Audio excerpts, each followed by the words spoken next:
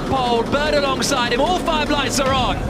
And we go green in Marrakesh. It's a good start from Rosenqvist. He cuts towards the inside. Good start from Degrassi as well, as he looks to the outside in his Audi. There's a few lockups here and there. Buemi holds the lead. Bird in second, Rosenqvist third, Lopez still in fourth. Fifth for Degrassi. They're all very well behaved through that first corner. All very, very even starts there, Dario. Remarkably well behaved. You see Mitch Evans trying to make an overtaking manoeuvre. Felix Rosenqvist in third as a gap already opened up to Lopez and the Dragon. Tyres smoking that's just brake lockups with cold brake temperatures. You're going to see more of that into turn 7 here, and we're 4 wide into turn 4. How's that going to work out? Daniel Abt and Nelson Piquet going side by side, and just about they all survive. Eduardo Mortara running off, and this is where they leave the permanent circuit and join actual Marrakesh streets as they head down towards the Medina, then turn hard left at corner 7. Lock up from Jean-Eric Verne. He goes around the outside of Antonio Felix da Costa. That's a masterful move from the Parisian, and that moves him up into 10th position, I think. But it's Buemi who's leading. He's not getting away. No, and someone's lost a wheel guard. At turn 4, there was a rear wheel guard lying on the road, so expect there to be a debris flag next time we approach turn 4. And Sam Bird is really harrying absolutely on the gearbox of Sebastian Buemi. At the halfway point in this race, or around the halfway point, they'll come into the pits and change over into their second cars. But at the end of lap 1, it's Buemi leading, Bird in second, third Rosenqvist, fourth Lopez, fifth Degrassi. But Bird is looking super, super racy up at the front. He is the championship leader. Remember, and off goes Alex Lynn. He's been hit. Daniel Abt, I think it was, who was trying to climb up the order, and Lynn has been sent spinning from 6th place. He drops right to the back, and Alex Ty, the team principal, stony-faced. Looked like that was just a bit of an over-enthusiasm. Is the car okay? Is the car okay? I think so. So Alex Lynn saying he thinks the car is okay, and he will carry on his way. When you see Sebastian Buemi in the straight, just watch what he's doing. He's looking in his mirrors left and right. He doesn't want to allow Sam Bird to get too close when Buemi is saving energy, when he's starting to do a bit of lift and coasting. He doesn't want Sam Bird to catch him by surprise. And look, as part of that collision with Daniel Abt, Nelson Piquet in the Jaguar was able to get through, and he's up to 6th. Here's what happens to Alex Lynn then. Look at the top of the shot, just coming up here. Well, Abt was there. It was a pretty, I don't know, fairly aggressive manoeuvre. I'd like to see that one again. Well, here you go. Too far back? It's a tough one to tell. The pace of the, what's the word, the difference in closing speed. I wonder what Leonardo DiCaprio thinks. I wonder if that's what he's talking about with Alejandro Agag at the moment, watching the racing. The driver advisor this weekend is Andy Soucek, a very successful GT racer. The Spaniard is on hand, so he'll be having a close look at that, no doubt about it. And Andy's done a few Formula E races. He knows, you know, he knows what it's about. He knows when they're trying to pull the wool over his eyes. He's a good man for the job. Lap 3 of 33. We're on board with Lucas Degrassi, the reigning champion, driving for Audi, and he is tucked right up behind Jose Maria Lopez in the Dragon racing car in front of him. Lopez making his return to Formula E racing for the Dragon team. The Argentine, who's won an awful lot of World Touring Car Championships in the past, is under big pressure. Look at the body language of Degrassi's car. He's just a little bit tighter through the middle of the corner. He's just looking for some clear air. And when it's time for that move, you'll see him. And there's the move. Here we go, up the inside into turn 7, and Degrassi goes through! They're very, very close on the exit there. I thought they were going to be both heading to the barriers, and Lopez now is going to be under pressure from that dark green Jaguar of Nelson Piquet, who tries to go around the outside and does it. Good move from Nelson Piquet, and now Lopez is going to get gobbled up by the chasing pack. The white Dragon car falls behind Daniel Abt. There's a yellow flag waving further back as well. One of the Jaguars? No, the other one is there. Mitch Evans now trying to get past Lopez, so not sure who it was further back. As we're on lap 3 of 33. Now you can see the usable energy remaining of all of the cars. They're all about 80, 81%. Bird has a little more than the Techeetah car went up on the curb at the exit last corner, lost his steering, and almost pounded the fence out of turn 12. Frantic stuff in the early stages. This is when you maybe see that the Dragon car, the efficiency isn't quite there. The one lap pace is there, but the efficiency is not, and he's going to struggle. And Lopez is really, you know, he tried to defend really aggressively going into turn 10, but then just lost out. massively at exiting the corner. Here's a look at Nico Frost. Was it he getting involved with Andre Lotterer? Yes, so Lotterer in the black and gold Tachita spun the blue Renault of Nico Frost around. Alex Lynn nearly had another collision on his hands, but was able to get going again. It was Prost that spun towards the back, and the Renault team spotted it. Alain Prost, Nico's father, goes, yep, I saw that. I think that probably means let's have a word with the stewards if they haven't seen that one. A bit of aggression there, isn't there, really? Sebastian Buemi, 1.2 seconds ahead up at the front, ahead of Sam Bird, but is using a little more energy than the Englishman behind him. Felix Rosenqvist still sitting there happily in third position at the moment.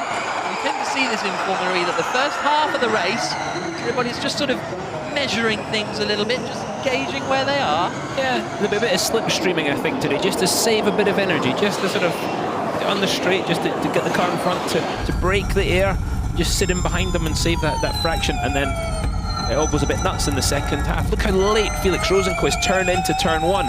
De Grassi looked much more in control on board with him now. That's if I'm De Grassi, I'm feeling confident about that, because I see how hard Felix Rosenqvist is working, and I'm relatively calmer.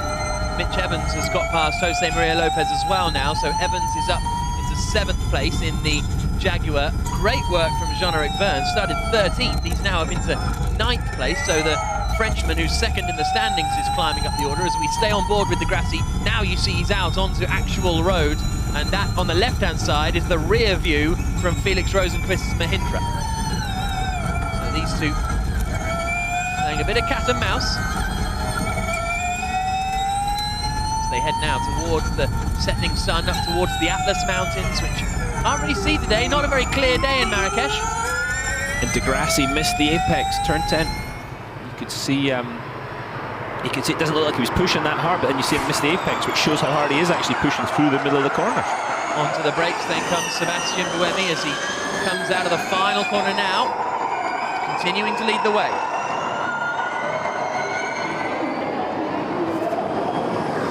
Coming around to complete lap 4. Sebastian Buemi leads from pole, the top 5 in grid order. Top 4, that is. Nelson Piquet has moved up. Daniel Abt, who had that early confrontation with Alex Lynn, runs 6th. Both of the drivers who were not on the grid, Jerome D'Ambrosio and Oliver Turvey, are in fact in the race. And Turvey is up to 15th. Andre Lotterer, who started at the back, up to 16th. As the order shuffles. Fastest lap of the race for Antonio Felix da Costa. Running to Costa 14th at the moment. But to get the point now, you've got to score points, haven't you? You've got to be in the top 10 to actually get the fastest lap point. We saw that in his first 3 seasons. People would have no chance of scoring points in the race, so they'd go out and nail the fastest lap and get the points for that. Maro Engel has climbed from 14th up to 10th position. There's Mitch Evans, the 23-year-old from New Zealand, driving in the dark blue Jaguar. Grassi missed the apex again in 10th. He's a bit, that's sort of his weakest corner right now, and that's the corner, if you're coming through the pack, you want to be your strongest, because it leads onto the straight with the best overtaking opportunity. Bird has brought the gap to race leader Buemi down to half a second, creeps up a little bit again to 7/10, but sort of staying there or thereabouts at the moment as they come across the line to start lap 7 of 33. It's either going to be lap 16 or lap 17 that you make your pit stop, depending on which way you want to go, whether you want to run longer in the first stint or run longer in the second car. Using about 6.5% of energy lap. See Daniel Abt at the back of that group after his contact earlier with Alex Lynn. Yeah, and there are our top 2. Sebastian Buemi in the blue Renault with the DS Virgin entry of Sam Bird, the combination of DS Automobiles and the Virgin Racing team. And great to see so many kids here, all with the Moroccan flags flying. Here comes Nelson Piquet trying to get past De Grassi. These 2 Brazilian rivals have got an awful lot of water under the bridge, and De Grassi is just holding on at the moment. These Nelson 2 are not chums, and here comes, De Grassi's got a problem. Lucas De Grassi is slowing. He loses out to Piquet. He loses out to Daniel Abt, his teammate. And has De Grassi's problem, which the Audi team thought they'd fixed, reared its head again. But he had this problem in Hong Kong. a mechanical issue in Hong Kong, reliability issue. He's not going to be happy. Reset. P1, P2, P1, P2, P1, P2.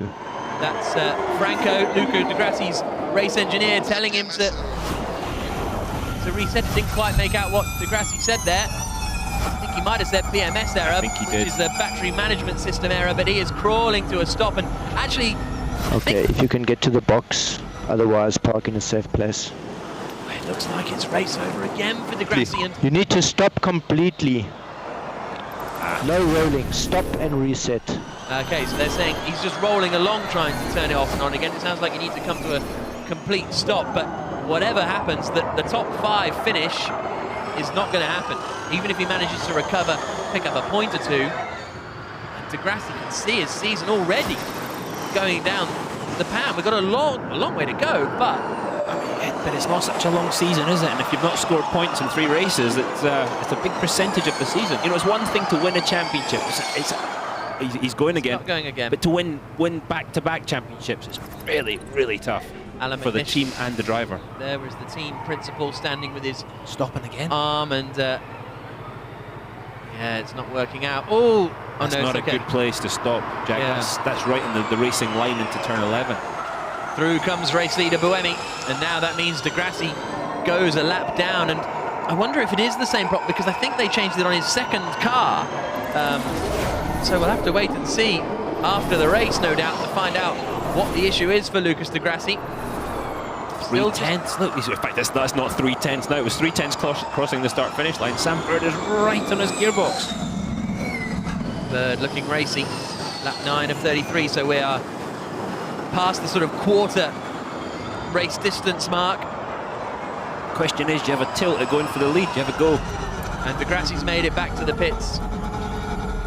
Would you have a go at going for the lead if you're Sam Bird just now, or are you just going to sit there and save a little bit of energy and wait till getting closer to the pit stops to try and make that overtaking manoeuvre? Well, that's the big question. Who has more energy out of those top 3? Because Rosenqvist he's just been sort of sitting back waiting. Now, Bird has got slightly more energy than Sebastian Buemi. We don't appear to be getting Rosenqvist's details. Piquet has a little bit less than the 2 in front, but only fractionally less. So the thing is, we don't know what Rosenqvist is doing. There must be some sort of issue with the telemetry on that Mahindra car. Lopez is doing very well. He's P7, but he's 51% of usable energy left. So he's going to be able to turn the wick up a bit. I don't think he's going to get an extra lap, but coming to the pit stops, he'll be able to turn the wick up and close the gap. There's a despondent Lucas Di Grassi. Yeah. Now, at this point, there's no reason for him to go back out. The years past, he could have the points for fastest lap. Now he can't get the points for fastest lap.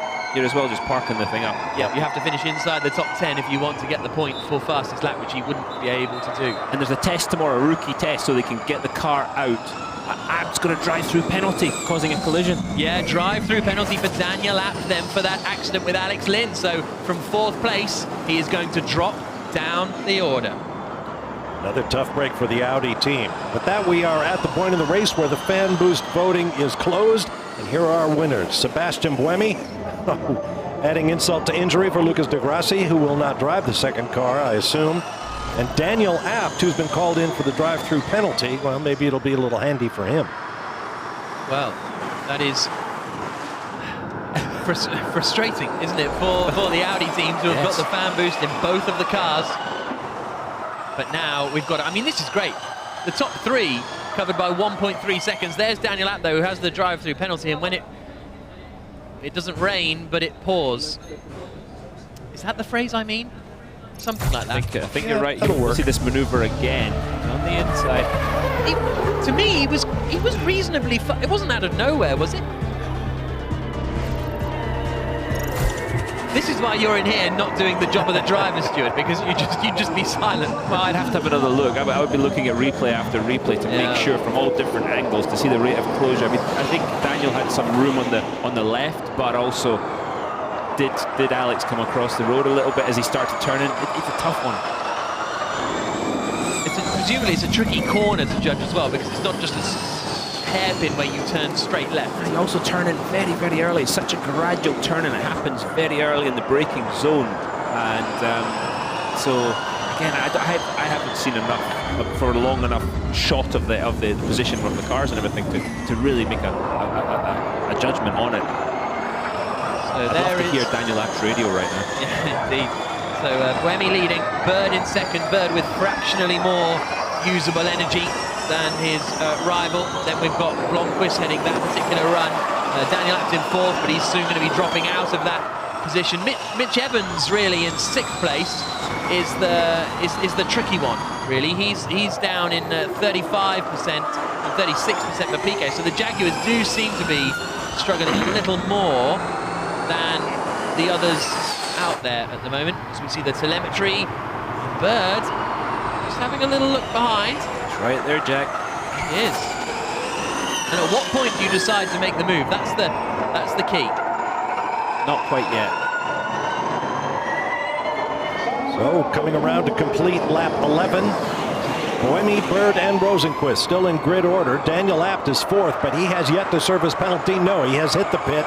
So he drops out of that position, elevating Nelson Piquet to fifth.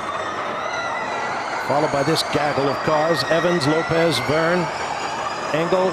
Moved down the inside by Oliver Turvey, coming up to take 11th from Nick Heidfeld. What a good run this is from Turvey, because he started from the pit lane. He's going side by side with Nick Heidfeld, the Mahindra driver in the white and red car, side by side with the Neo man, and Turvey holds on. So up into 10th place then, Oliver Turvey, because Daniel Abt has served his drive-through penalty now. So Buemi leads, Bird second, Rosenqvist third. Oh, that's a nudge.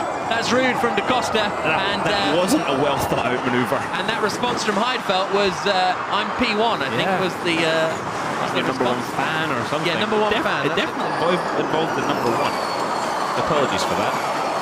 12 of... Do we have to apologise for gesticulations? I'm not sure. I don't know. Better to be safe than sorry. Sam Bird's just sitting there. Look how little wing these cars are running today. Look at the rear wing. It's laid all the way back. If I'm Sam Bird, I'm going to be feeling quite good about this. I'm just able to sit there using about the same usable energy as the car in front. I don't remember Buemi having a race like this, where he's leading, but he's under big pressure. I guess towards the end of Monaco last year, it sort of got quite tight. But in general, if Buemi's in the lead, he can sort of disappear. Yeah. But he's... I think he's learning a lot as a driver too. He's also been in positions where he's made mistakes under pressure before, and I think he's sort of strengthened that bit of his game up. Bit of karma. Daniel Abt has rejoined after his drive-through penalty, just behind Alex Lynn by about 0.4 of a second. So round two. Maybe they can have another go. Now, when these two get really close, they drop Rosenqvist a little bit. What's happened here to Eduardo Mortara? Little dummy to the inside. Oh, that's a tight one with Luca Filippi.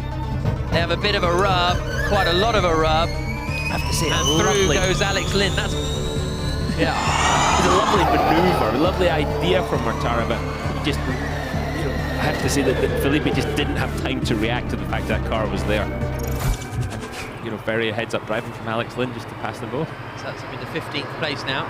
Jerome D'Ambrosio is just at the fastest lap of the race, down in 19th position.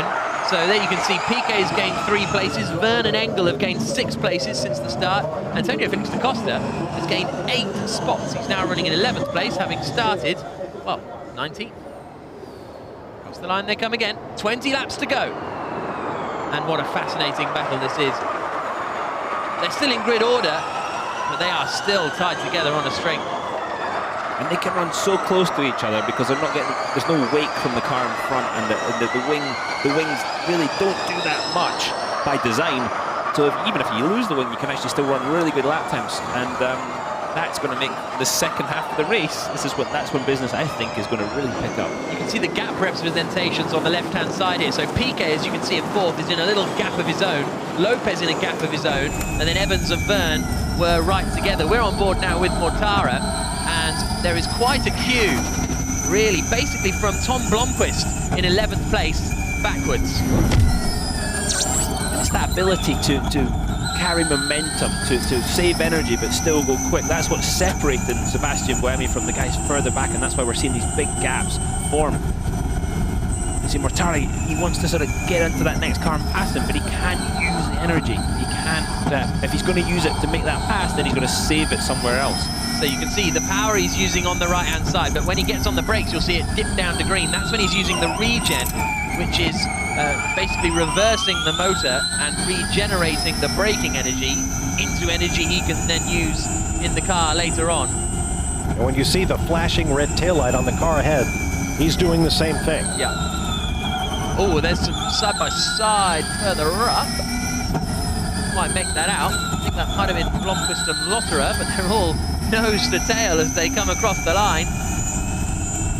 No change. But as I say, they're all queued up behind Andre Lotterer. There goes Mortara up the inside of Alex Lynn. He goes through. It's going to get very messy up here because Lotterer has been forced out wide. And Lotterer has lost out then. So I think that might have been to Daniel Abt. As we go on board with Mortara, he's going to fancy a look here. Is he at turn 3? Not quite close enough. Great onboard action. Yeah, looking at turn 7, I think that's where he's going to line up for this pass. If he doesn't do it in the brakes into turn 4 here. This is Blomqvist we're behind. Yeah, not quite as brave. Blomqvist's first race in Formula E. So he's going to be learning a lot. Look how tight Mortara came off that last corner, lining up the pass. He's got to have a look into turn 7, Jack. And here he comes again. Little dummy to the inside from Eduardo Mortara. And through he goes, past Tom Blomqvist. So that has got him up into 14th position now. He started the race in 17th. Oh, lock up, he's gone. That said Andre Lotterer. Yeah, just locked up that was unloaded wheel that then became the loaded wheel. And obviously both front wheels locked, car won't turn, and you see the result. He then came to a complete stop, and I think he's still stationary down there, so I'm not quite sure whether he's got more troubles. As we see Eduardo Mortara there. Meanwhile, is that Rosenqvist into second? It is. Buemi leads. Felix Rosenqvist is up into second place past Sam Bird. We missed that one. Well, out of nowhere, Rosenqvist has got into second. Lap 16 coming to the pit stops. Yeah, but I think they're going to go for another one, aren't they, by the looks of it? With 10% remaining, I would hypothesize that, yes, we will see them go once more. I would agree with you, but that's now's the time to make the move, to get up and to get past going into that pit stop. Obviously, with the minimum pit stop time of 45 seconds, that's generally a stalemate position, so you've got to gain or lose time on the track. Yeah, waved yellow flag in turn 7. I think that's still Sorry, for turn 10. I keep confusing those two today. Yeah, Lotterer, well, he seemed to lock up and spin, but he's just still staying there. Maybe that was because of a regen issue, because the engine, something happened with the motor. Yeah, quite possibly. Watch Rosenqvist start to close the gap. At this point now, Buemi is pushing as hard as he possibly can to not allow Rosenqvist to close that gap. So across the line they come to start lap 17, and they will all pit at the end of this one, apart from Mitch Evans in 7th, I think. Will have to come in on this lap, I would have thought. Yeah, he can't make another one, can he? We're thinking 6.5% a lap, so that's yeah, he's going to have to come in that lap early, which means he's going to have to go slower in his second car. So it's not looking good for points for Evans. Here's a look at what he did. This is coming down to turn 1. He's quite a way back. Old Felix moves out. No problem for Sam Bird. Yeah, must have been yeah. Bird suddenly slowed. Yeah. So it really was out of nowhere. So they're all going to be coming in on this lap. There's no doubt about that. Everybody who's... Evans did come in, so did Antonio Felix da Costa, so did Daniel Abt. Does Rosenqvist, you know... Attention all teams, this is race control. We're going to have a full course yellow in 5, full course yellow. 4, full course 3, yellow. 2, 1. Full course yellow, now, full course interesting. yellow. This is to retrieve the 18 car in turn 10. And that's retrieving... Now, how is this going to play out for da Costa, Evans and Abt? Let me work this out. Not it's good. going to be bad for them. Yeah, not good for those guys. Because everyone else... Well, that's an interesting decision from race control. You have to say, this is what happened to Lotterer. So just something he locks up, it looks like, and it just won't go.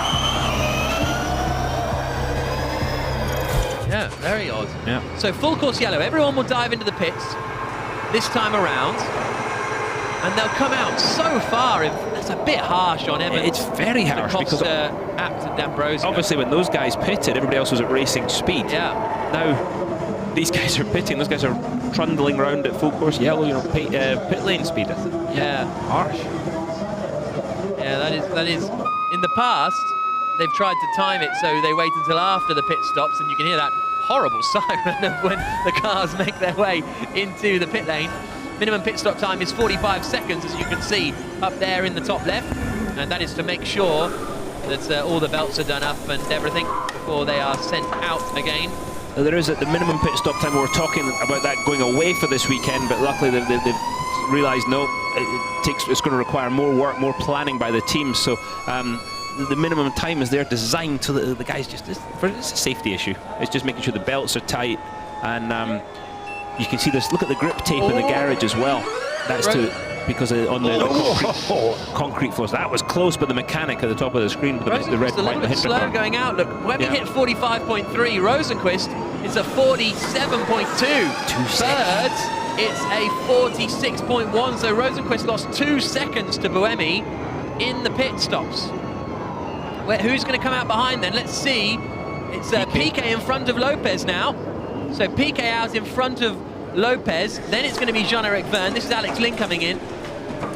Piquet in 4th, Lopez in 5th, Verne in 6th, and Engel in 7th as Nico Prost changes over car. You see the grip tape there, yeah, basically the surface of the garage very slippery. They put the grip tape down to give the teams some more adhesion as the cars come Attention all teams, attention all teams. This is race control. We're going back to green in 5. They can't. 4. There's people still in the pit 3, lane. 2, 1. Green flag. Green flag. Well, there we go. To me, damage is already done. That feels a little harsh to go back to green when there's people just about making their way out of the pits. So some drivers have really lost out in that. Very unequal. Yeah. Anyway. So, but it is Buemi who leads. The big change then in that pit stop was that Nelson Piquet is up into 4th place. Jean-Eric Verne is up into 5th for the Techeetah team. 6th is Lopez. Sam This Bird is Sam locking Bird up. Yeah. Now, you would think, okay, there's not that big a deal losing those 2 seconds, but it is, because it's going to cost him so much energy to close that gap back up for Felix Rosenquist to close the gap up to Sebastian Buemi. That's really put a big problem in his race strategy. Yeah. Buemi's lead now, 1.6 seconds with 15 laps to go. And there you can see Buemi with the advantage. Then it's Rosenquist and Bird together. Then it's Piquet and Verne together. Here they come. Verne's on a tremendous run. Jev has done a fantastic job, hasn't he? Really tough qualifying for him, very tough. And yeah, he's marching through the field, P5 as we speak. Yeah, so he's got past Lopez as well. What's Lopez's pit stop time? 48. So he was 3 seconds slower than he needed to be, Jose Maria Lopez. But look at Evans, Da Costa. Evans down in 13th position, 15 seconds off the rest of the pack because of that full course yellow. So where is the battle going to come from now? Is Rosenquist going to be able to close in on Sebastian Buemi up at the front? Can Sam Bird try and get that 2nd place back?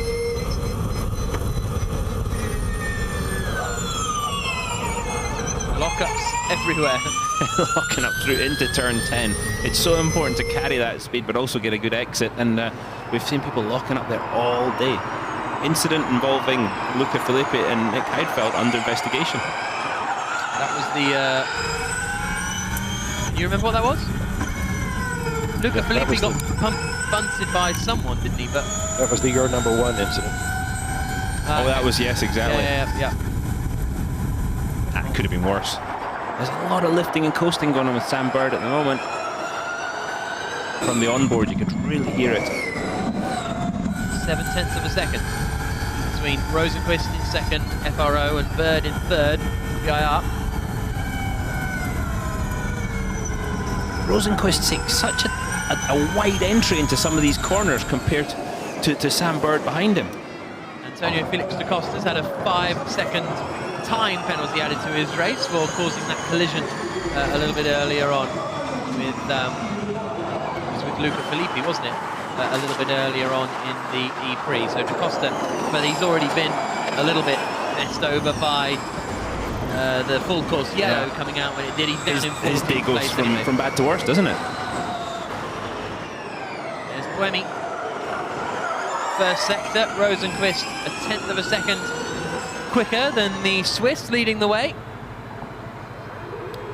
And Oliver Turvey never left the pit lane after his stop, as Anthony Haig points out on hashtag Marrakesh ePrix. Presumably, they pushed the car, one car was broken, they started the other car just because they might as well, but they didn't manage to get the other one fixed.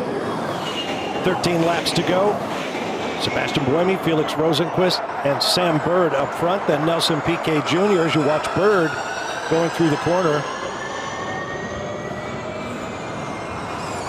Down to turn one. Ooh. Nelson Piquet, Jean-Eric Verne. Verne told us after qualifying that starting as far back as he was, he thought he had no chance of a podium, but he's in 5th right now.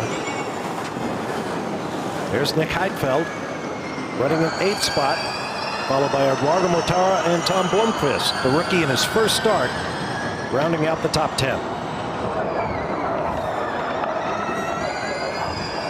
Look at the gap between 3rd and 4th. Sam Bird is 7.9 seconds ahead of Nelson Piquet.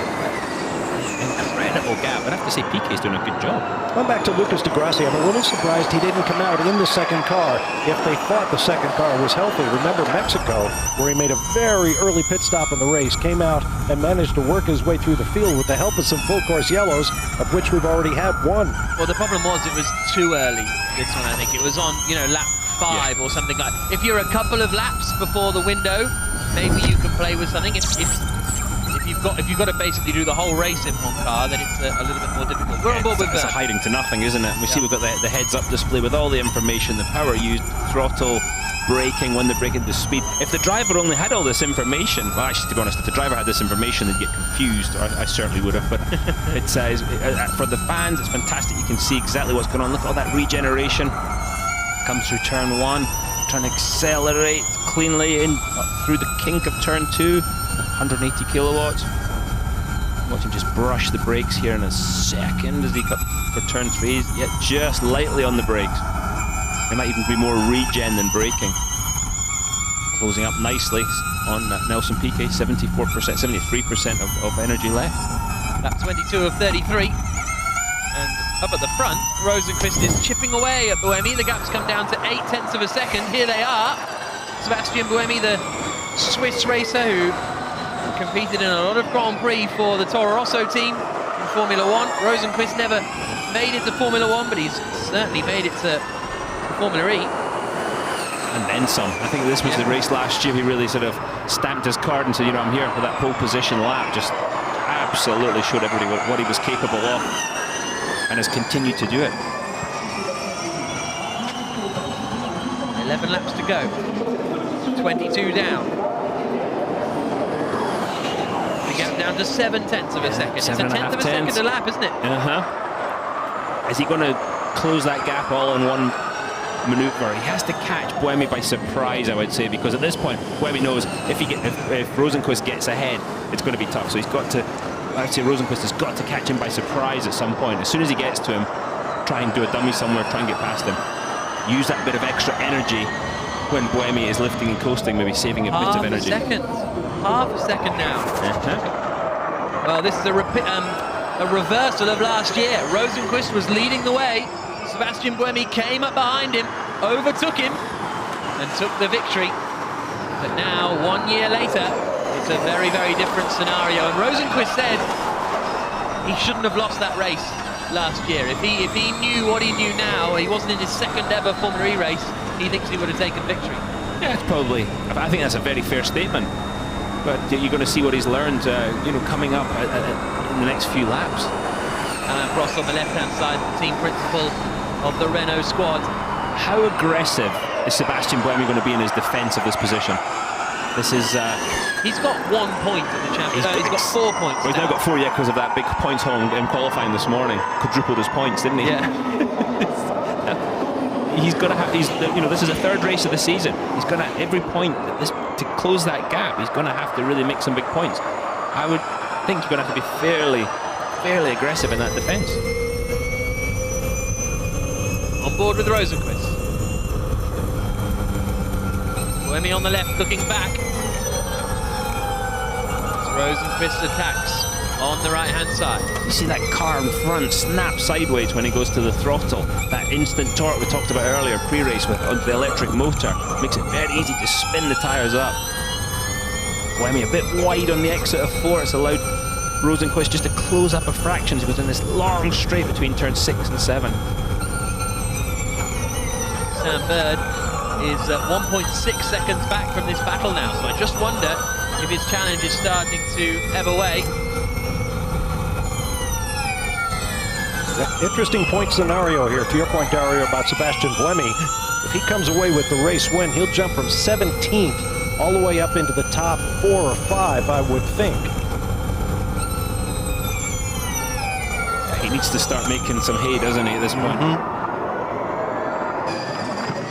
Down towards the final corner at turn 12. Buemi leading, Rosenqvist second. Those two breaking away in Marrakesh in the ABB Formula E Championship.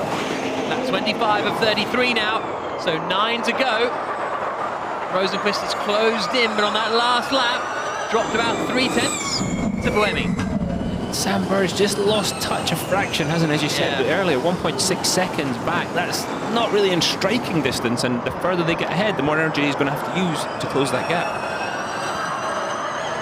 Is it an imbalance with the car? Is his car handling not quite as well as the one before, so he can't carry that momentum and save energy at the same time? You've got to have the front of the car really pointy. It's got to turn into the corner very well, so you can, when you're trying to save energy and carry momentum, because if it understeers, the front slides, you've got to overslow the car in the corner to make it round, basically. And a move for Nico Prost going past Alex Lynn. Up into 11th position, as you saw there in the timing tower on the left. Nick Heidfeld is looking racy. Try and get past the Venturi in front of him. That's Maro Engel, who's in 7th place. Heidfeld started 18th, so he's showing the pace of that Mahindra. Yeah, absolutely. And he put his hand up after qualifying. I was talking to him in pit lane, and he said, "Yep, I messed up." No two ways about it. Just, tried to be a little brave on the brakes, and it caught him out. As I have it. Stay concentrate, keep your pace. I will give you as soon as I have it. Stay concentrating. That's because Maro Engel, his race engineer, is saying as soon as I know how much energy is remaining, he'll let him know. And because the only way the teams know is when we put it up on the graphics on the left-hand side. So that's the only way the teams know how much energy remaining. So everybody, including us, sit and watch the telly, waiting to know how much energy is involved in these battles. But until then, Engel just has to concentrate. That's the message. Here we go. Engineers would tell you stuff. So like look, Rosenqvist has 2% more usable energy than Buemi. It's a bit tasty, Rosenqvist is looking very good. In this battle, meanwhile, Heidfeld has 2% more than Engel. So Heidfeld should, well, he's got the tools to try and make the pass, but that is fascinating for Felix Rosenqvist up at the front. Both of the Mahindras are running strong. Yeah, they've obviously found something over the winter for energy saving, and it's very efficient. So I'm sure the Heidfeld's engineers just told him, get after it. This is how Nico Prost got past Alex Lynn. Oh, into 3. Good stuff from Nico. Go on. Lovely. Little defensive by Alex, but Nico Prost having none of it. I'd love to see that fight. That's what we want. Yeah. Eduardo Mortara, he's running in 9th place. He's not really in the fight, but he's got more usable energy than anyone and lapping half a second quicker than the front runners. So he is flying, Mortara. Such a shame he had to start down towards the back of the order as well. Second last row. Bird's actually starting to struggle now, and PK is doing a decent job in 4th. How far behind is PK? 8.5 seconds. Yeah, that's not going to happen. But Jean-Eric Verne, 8/10 behind PK. That's been an impressive day's work so far for him. Those two collided in Punta del Este in Season 2. Rosenqvist has dropped to a second back now from Buemi, but he's just sort of keeping him in his sights, you get the feeling. Just with that extra bit of energy, it's not a lot, but it will. It's going to give him that when the time comes. If he can just close the gap, it's going to give him that advantage to make the move. Surprised Heidfeld hasn't had a go in trying to pass the Venturi yet. Yeah. Because he caught him in a hurry. Yeah. And if he passes him, then he could well have a chance of getting Lopez, because that white Dragon that's coming through now isn't too much further up the road. It's just sort of brewing, isn't it? 6 laps to go in the Marrakesh ePrix. After this, we go to Santiago in Chile in 3 weeks, is it? I think it's 3 weeks. So we go on board with Jean-Eric Verne, down to turn 1. The Frenchman. Wrestling with his Tachita. Tachita are a customer private team, so they pay Renault for the privilege of using their powertrain. That's worked well for them though, hasn't it? Absolutely. Here's Buemi and here's Rosenqvist. 0.7 of a second is back down to now. This is fascinating. What a wonderful duel. I was asked earlier, who do I think are the best drivers in the championship? And to me, Buemi and Rosenqvist are two of the ones I would pick. Bit of a cop-out answer, I appreciate that, but nevertheless. Well, you could say they're in the conversation. Yeah. Looking back from Buemi. They come through the left-hander of 11 to the right-hander of 12 once again.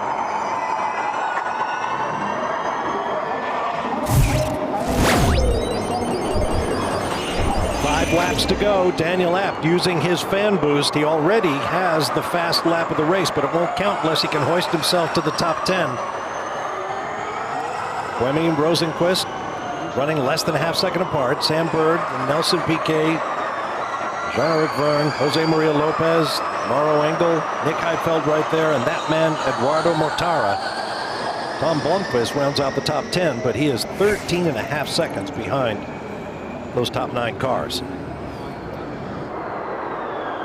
I think Daniel Abt uses fan boost to either defend or attack. Here's Rosenqvist. From Mitch Evans. We're on board with the second place man, Felix Rosenqvist. Very close to the back of Buemi. Looks to the inside line, and Rosenqvist leads. What a great move from the Mahindra driver. The team are ecstatic. Dilbag Gill punches the air, and the Swede leads in Marrakesh. And Buemi isn't going to hold back now. Is Buemi going to go straight into turn 10, turn 11? Is he going to have the move, trying to make that overtaking maneuver? Buemi has fan boost. Remember, Buemi has fan boost, but using the fan boost comes out of your existing energy allowance. So yes, you can boost, but that will cost you energy at the same time. So it is a sort of double-edged sword, the fan boost. We'll see what the pace of Rosenqvist can be, though. But look at him gapping Buemi already. I mean, it's subtle, but he's gapped him 3 or 4 car lengths. And Rosenqvist has slightly more usable energy than Sebastian Buemi as well. This replay. I was never quite sure if he was going for it. Just textbook overtaking maneuver. I mean, there's nothing else to say. Do you think Buemi could have covered the inside a little? The gap, he left the gap there. If he stays there, Rosenqvist doesn't go past, correct? But then if he doesn't come back over and he really he loses momentum going through this whole section of corners, I'm surprised he didn't defend him. Really am. Happy Dilbag Gill, look.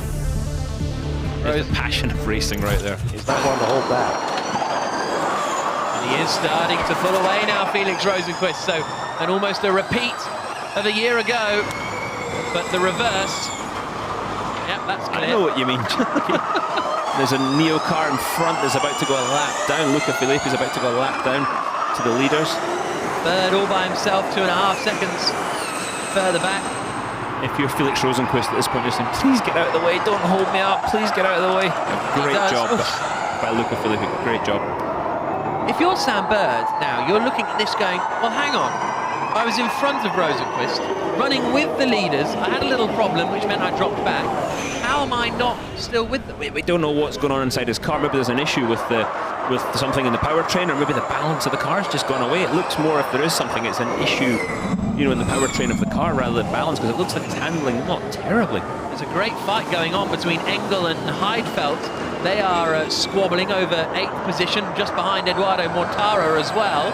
And in fact, Engel's just got past his teammate Mortara. There's a bit of damage, and I wonder if that's from Heidfeld. Oh, yes. And Mortara's got damage. There's been some kerfuffle somewhere. No doubt about that. Mortara's car is handling like a... I don't even know. The right rear suspension is broken. Oh, look, no front wing for Heidfeld. This could be interesting. I want to see a replay of this one. Please. Yeah, I'm trying to. Wow. They've had a right old rumble. Here we go then. So, here's Heidfeld. Here comes... Oh no! Mortara into Engel, into Heidfeld. So it looks like Engel tried to make a move on Heidfeld, and then... Well, I think Mortara tried to make a move on Engel. Didn't he? It looks like he was almost collateral damage. Let's see that one again. That was, free wide. And there is Mortara. He has parked it, and that is the race over. Again, another good run for Venturi, though. They've got some pace in that car. The golden rule, don't hit your teammate. 2 laps to go. So clear. 2 laps to go. Rosenqvist leads, Buemi second. That's Bird in third. Fourth now is Nelson Piquet in that Jaguar with the green flashes on it. Then behind him there is Jean-Eric Verne, who's dropped back. He's in fifth. Sixth is Jose Maria Lopez in the white Dragon coming towards us. Then behind in seventh, I think it's going to be Tom Blomqvist. Lopez missed the corner. He missed turn 1. Yeah. To the dust. So that is... Oh no, Engel's still going. So Engel's still going in seventh. Heidfeld's still going in eighth. And then it's Blomqvist in ninth, with Nico Prost here trying to get past Blomqvist for ninth. With them is Alex Lynn, who can see some points up in front of him despite being punted off in the early stages. The top 10 score points. He needs to get some points today. He said it many a time, it's time to score points.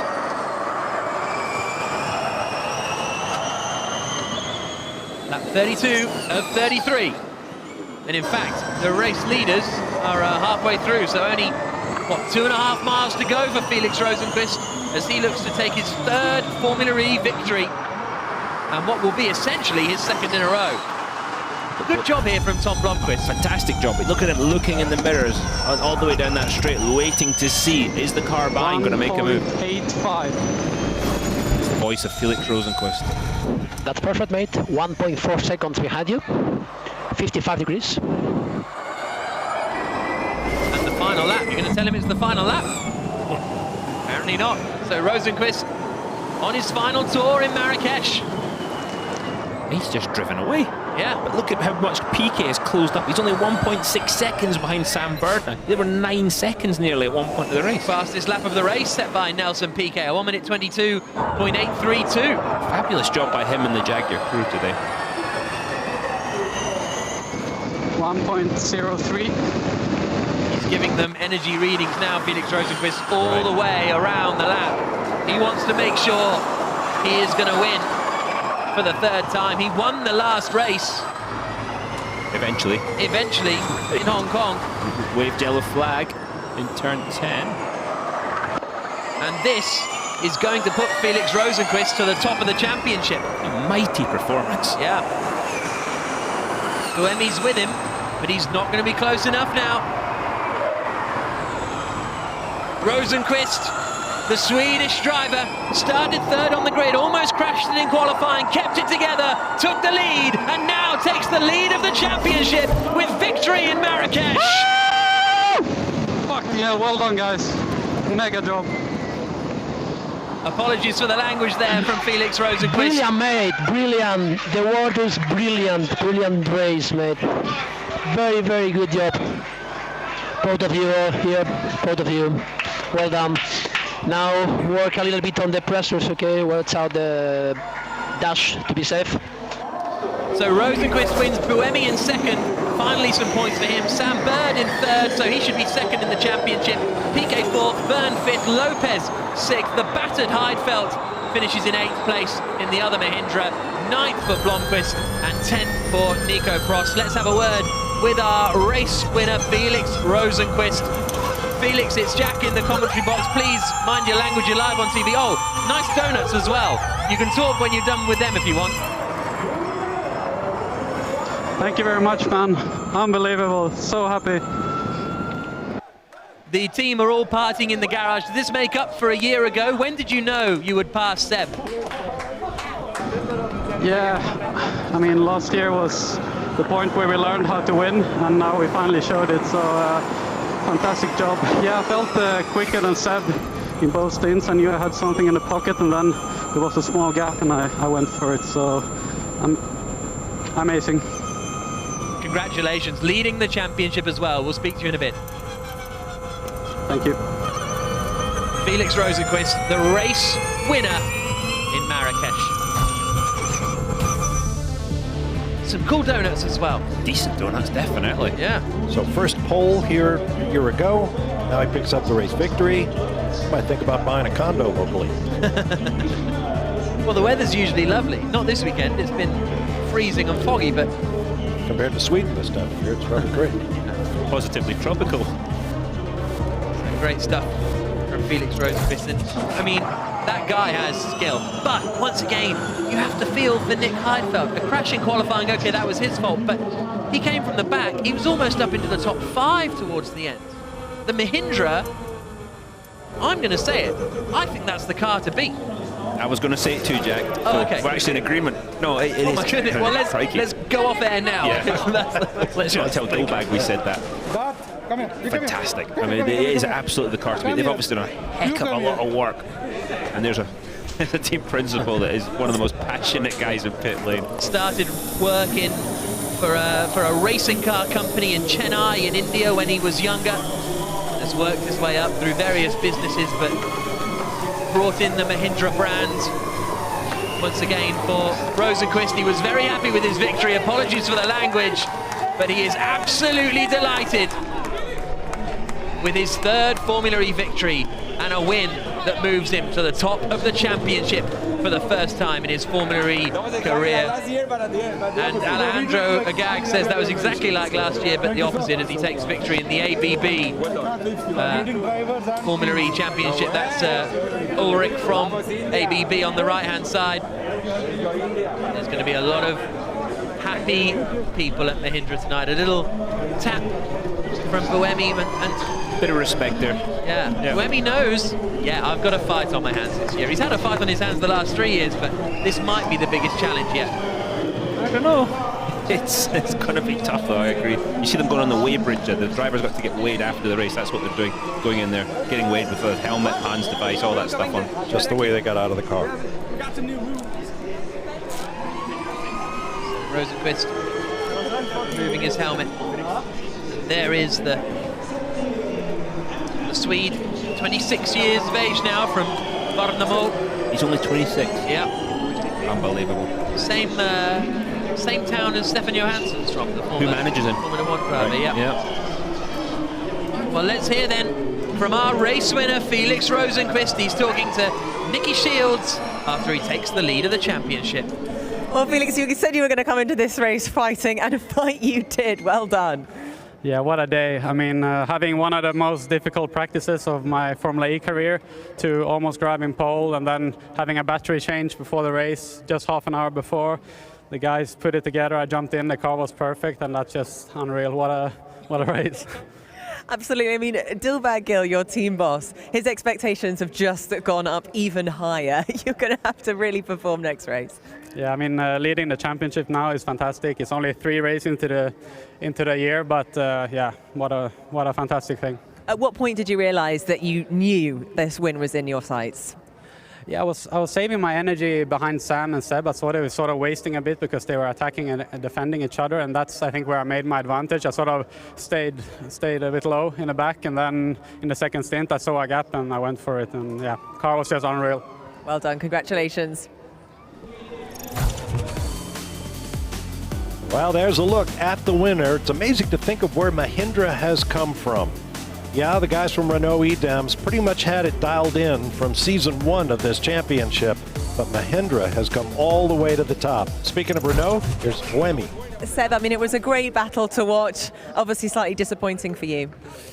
Yeah, I was relying on the fan boost, which didn't work in the car, so somehow I was not worrying too much when he was close to me. I knew in that places I was always having a bit more energy than him, but when I press the button, it didn't work. So it's a shame. We had a little failure on the car just going to the grid, so we had to change the cars. I had to start with the other car, and something didn't work properly. But still, in Berlin, I think he deserved the win, and I got it because of his penalty. So today, you know, it's a payback in a way. Well, that's very sportsmanly of you. Well done, thank you.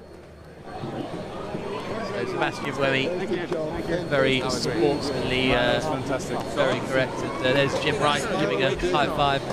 Just before we went to that interview with Rosenqvist, we watched as Sebastian Buemi went over and started examining his rival's car minutely. I think Sam Bird will be investigating his own car after that, because he was there or thereabouts, but it all just sort of slipped away from him.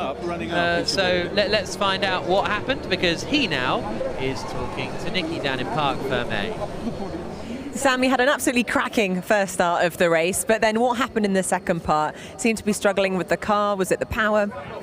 No, what happened the last 3-4 laps of the first stint, I think the gearbox has decided to let go, destroy itself. So I lost second place. I was comfortably in second behind pressuring Seb, and lost that. And then I lost a load of ground on the last 2 laps because it wasn't choosing a gear. It was just in between gears all the time.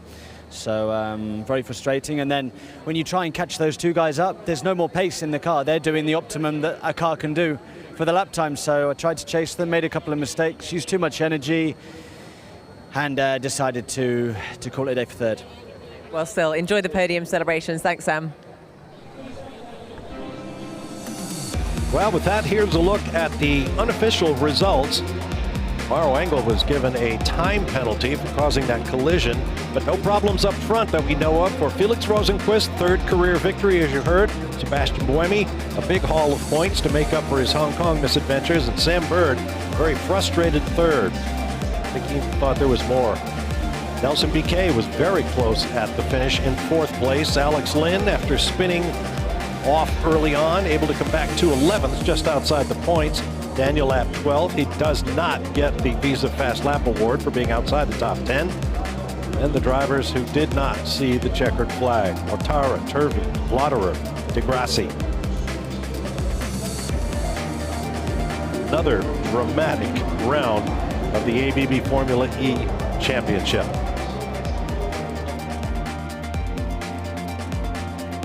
Another look out into the Sahara. They had a little bit of snow out there last week, we are told. It's kind of hard to imagine, but it's a fabulous country to visit. So much living history. In the background, you can see the Marrakesh Rampart I talked about earlier, the ancient walls that surrounded this city. There's Eduardo Mortara, another crushing disappointment after his misadventures in Hong Kong. And his teammate penalized for causing the accident that involved Mortara and Nick Heidfeld.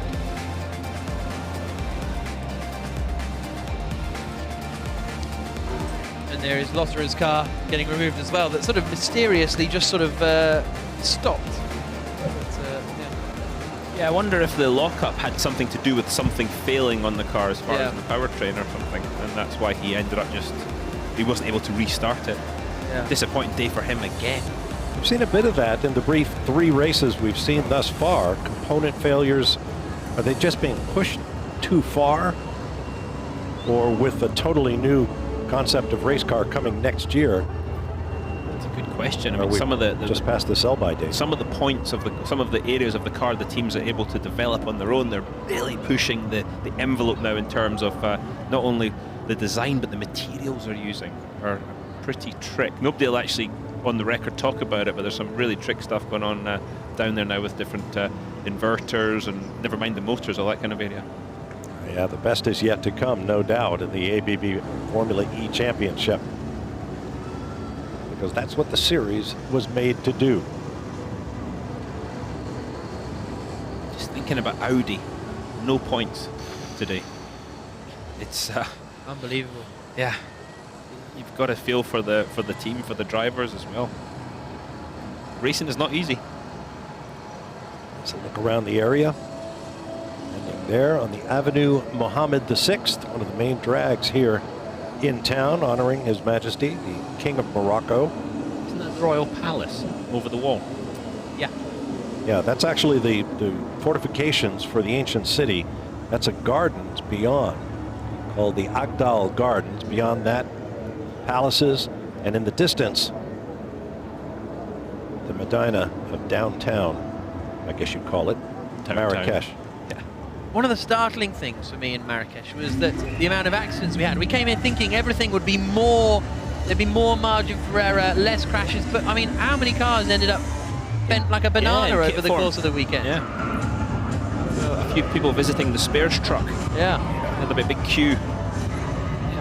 Well, we said it was challenging. Yeah, I think what happens is you get more room for error, and you just push it harder. You just take it closer and closer to the edge. You just push the limits, and a bit of frustration maybe creeping in some of the overtaking maneuvers as well. However, in the Allianz E-Village, there lies the podium, and the very special podium ceremony that is a trademark of this championship.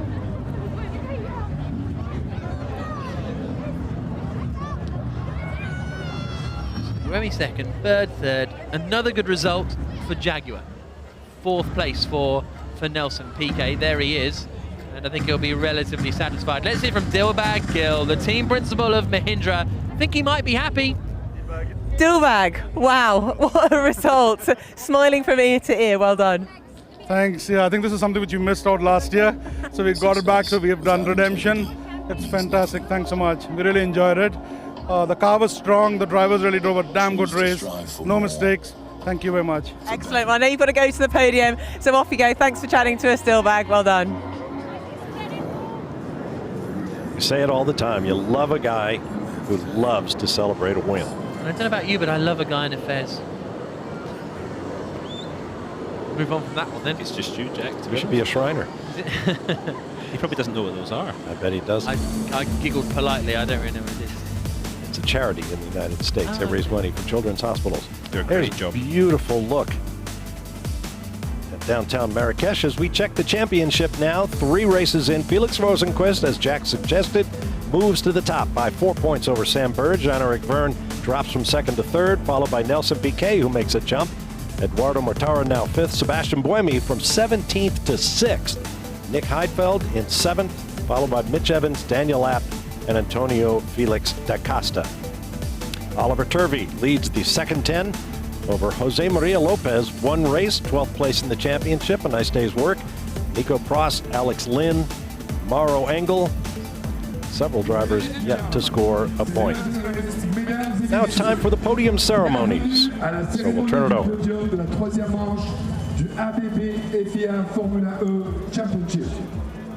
Le Marrakesh ePrix. Dans quelques instants, nous allons accueillir les gagnants d'aujourd'hui et nous allons procéder à la remise des trophées. You can see Dilbag Gill lurking at the bottom of the steps. Mesdames et messieurs, le team gagnant est le team Mahindra Racing, représenté par Dilbag Gill. And Dilbag Gill now makes his way up the steps towards the podium as the winning team, also for the 3rd time, but only the 2nd time. Well, no, it is the 3rd time they've been on the. No, it is the 2nd time they've been on the podium, because Rosenqvist had that win taken away in Berlin as well, didn't he, for the pit stop infringement, where he almost took victory. But there's a very happy Dilbag. 3rd place for Sam Bird. Not quite as bubbly as he wanted to be. A gearbox problem in his first car, and then overdriving in his second car to try and recover. And it's a 3rd place finish for him, but he remains 2nd in the championship. Which in the grand scheme of things, it's not too bad at all.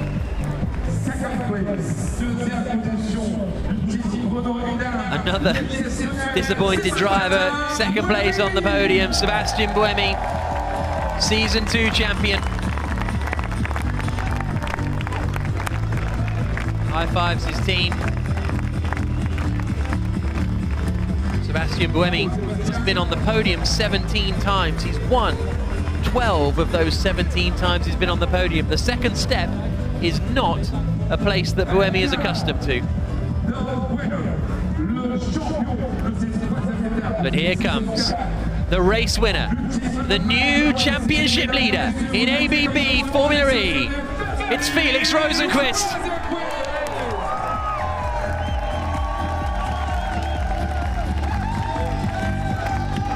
Jumps into his Mahindra team.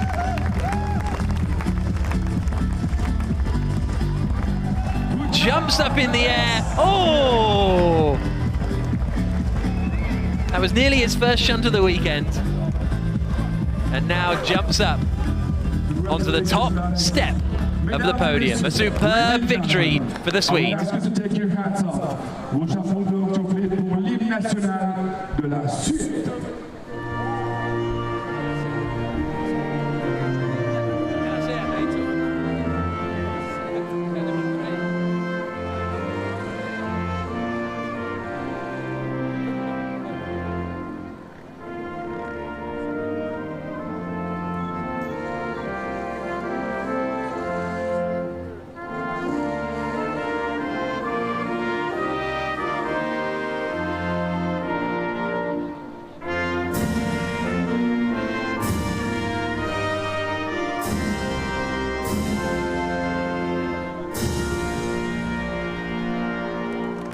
Now the national anthem for Mahindra. L'hymne national de l'équipe gagnante, l'hymne national de l'Inde.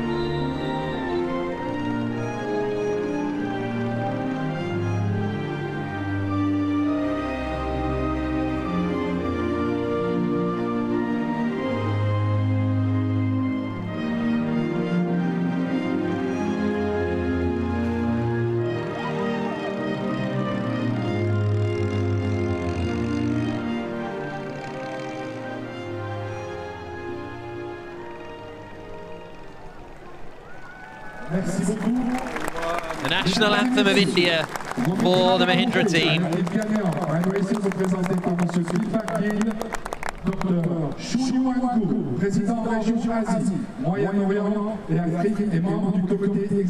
And Dr. Chun Yuan Gu, the ABB Executive Committee member, is going to hand out the team's trophy to Dilbag Gill. A special trophy for Dilbag, and that puts Mahindra into the lead of the Drivers' Championship. I imagine into the lead of the Teams' Championship as well, because they were leading that before this race got underway. Marco Peroni from Julius Baer hands the third place trophy to Sam Bird. Almost breaks into a smile, but he knows he could have won the race today.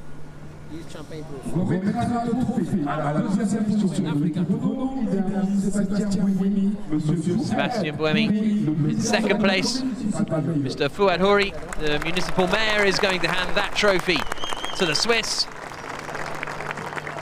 Again, not many of those second places in his collection.